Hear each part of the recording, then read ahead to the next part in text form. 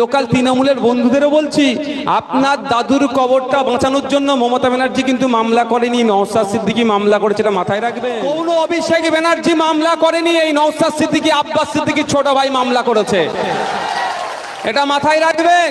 যখন আপনাকে বলেছিল বিদেশি বাংলাদেশি বলে তাড়িয়ে দিবার জন্য যে এনআরসি নামক বিল নিয়ে এসেছে, সেই বিলকে আটকানোর জন্য কোন দাদা দিদি সুপ্রিম কোর্টে যায়নি, আব্বাস সিদ্দিকীর ছোট ভাই সুপ্রিম কোর্টে গিয়েছিল, তার জন্য আপনি এখনো মাথা তুলে আছেন।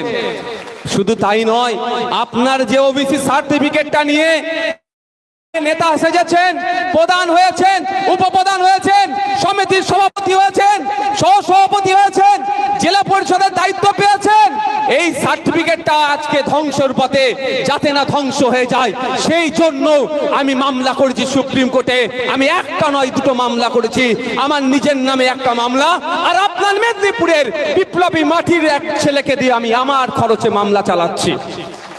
কোনো দাদা দিদি করেনি, এটা মাথায় রাখবেন। রাগ হলে দেন দুটো চারটে কথা বলুন, কিন্তু এটা মাথায় রাখবেন, রাত্রে মাথায় যখন ঘুমাবেন বালিশে মাথাটা দিয়ে বলবেন, নওশাদ ভাইজান, আব্বাস ভাইজান নাকি তো উল্টো পাল্টা বলি, জাম বলতে তো ট্যাক্স লাগে না, কিন্তু নওশাদ ভাইজান, আব্বাস ভাইজান ছাড়া কোন ভাইজান বা কোন দাদা দিদি আমাদের জন্য সুপ্রিম কোর্টে মামলা করেছে, পাবেন খুঁজে? তাই বলছি, তৃণমূলে যারা ভাইয়েরা আছেন গুটি করে কথা বলবো, ঠান্ডা মাথায় শুনবেন। যদি ভালো না লাগে, আমার নাম্বার তো ইন্টারনেটে গেলে পাবেন, গুগলে গেলে পাবেন, সার্চ করবেন, ফোন করে দু চারটে কথা বলবেন। গালাগালি দেবেন না, ভালো ভালো বুঝিয়ে দেবেন আমাকে যে ভাই এটা আপনার ভুল হচ্ছে, নাহলে আমার বাড়িতে আসবেন, কোনো সমস্যা নেই, নিশ্চিন্তে থাকবেন।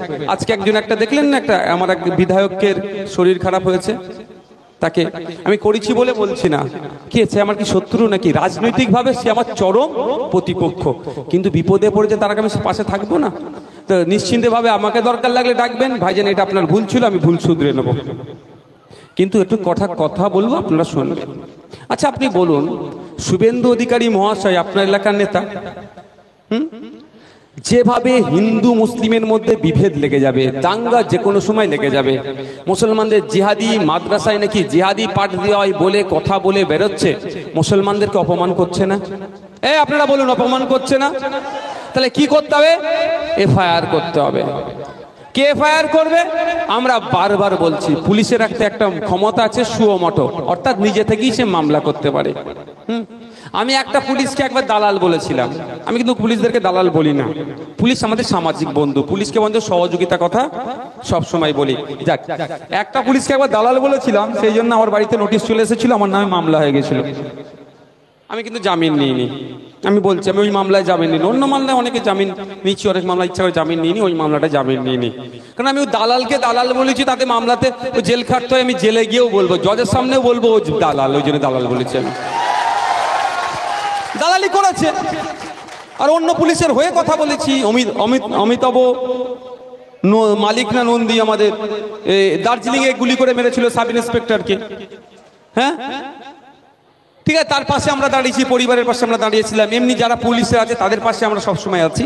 দেখ, আমি গুটি করে কথা বলছি, যে শুভেন্দু অধিকারী এত হিংসা ছড়াচ্ছে, ওকে এতক্ষণ জেলের মধ্যে রাখা দরকার ছিল তো, কেন জেলের মধ্যে রাখেনি ভাই বলুন? আমার তৃণমূল ভাইরা যারা দূরে শুনছেন তাদের কাছে ছেড়ে দিচ্ছি, যদি শুভেন্দু অধিকারী হিংসাত্মক কথা বলা ছেড়ে দেয়, তাহলে আমরা আর বিজেপিকে নিয়ে চর্চা করব, কেউ বিজেপিকে কেউ ভয় পাবো?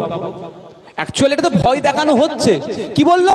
ক্ষমতায় আসলে তৃণমূলের যে সমস্ত মুসলিম এমএলএরা থাকবে তাদেরকে চাংতুলা করে রাস্তায় ফেলে দেবে। কম বড় কথা? ও সাহস পেল কোথা থেকে? ওকে সাহস কে দিল? এই বলার দ্বিতীয়বার সাহস পেত না, ওনার ঘাটটা ধরে ওনাকে ধরে জেলের মধ্যে রাখা দরকার ছিল, যে তুমি একজন নির্বাচিত জনপ্রতিনিধিকে এই রকম তুমি বলতে পারো না, মানুষের ম্যান্ডেট নিয়ে যে বিধানসভার মধ্যে আসবে তুমি তাকে বাইরে বার করার তোমার হাতে ক্ষমতা নাই, তুমি অপব্যবহার করছো, তুমি বলছো ক্ষমতার, তোমাকে এখনই জেলের মধ্যে পাঠিয়ে দেবো। জেলের মধ্যে রাখা দরকার ছিল তো, কেন রাখেনি? রাখলেই তো আপনি ভয় পাবেন কি?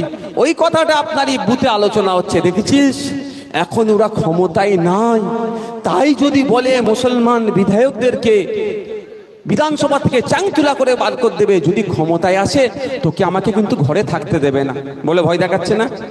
তাহলে কি করতে হবে? দিদির হাতটা শক্ত করো। উল্টে এই জায়গায় আমাদেরকে বলতে হবে দিদির হাত তো 2021-এ শক্ত করলাম আমরা, 2016-তে শক্ত করলাম, 2021-এও শক্ত, 11-ই শক্ত করলাম। 3 বার তো দিদির হাত শক্ত করেছি, পার্লামেন্ট ইলেকশনে 2 বার তো শক্ত করেছি, 3 বার শক্ত করেছি, 14, 19, 24। আর কতবার শক্ত